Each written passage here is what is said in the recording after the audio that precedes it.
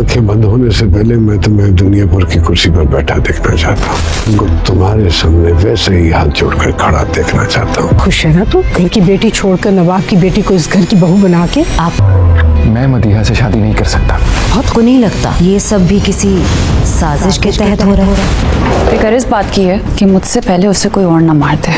अभी तो शादी भी नहीं हुई और आदमों की इतनी फिक्र। वो हर हाल में इस घर में आना चाहती है।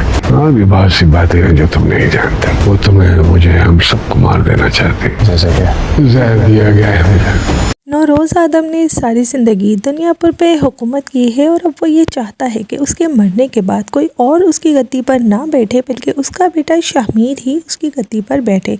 पहले तो वो नायाब उसकी गद्दी पर बैठ जाए, लेकिन अब जबकि नायाब इस दुनिया में नहीं है तो वो शामीर को अपने दिल की बात बताता है कि वो जैसे सारा दुनिया पर नौरोज़ आदम के सामने सर झुका के खड़ा होता था, ऐसे ही वो चाहता है कि अब शामीर के सामने भी लोग ऐसे ही सर झुका कर खड़े रहें।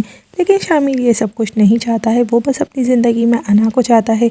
तो इस बात पर भी नौरोज़ आदम उसे बताता है कि अना उसकी मोहब्बत में नहीं बल्कि हम सबको मारने के लिए यहाँ आना चाहती है। और शामीर इस बेवकूफ़ी को छोड़ दे कि अना उससे मोहब्बत करती है। यहाँ पर जब शामीर की शादी की ज़िक्र होता है मदीहा के साथ तो शामीर साफ इनकार कर देता है कि मैं मदीहा के साथ शादी नहीं करूँगा।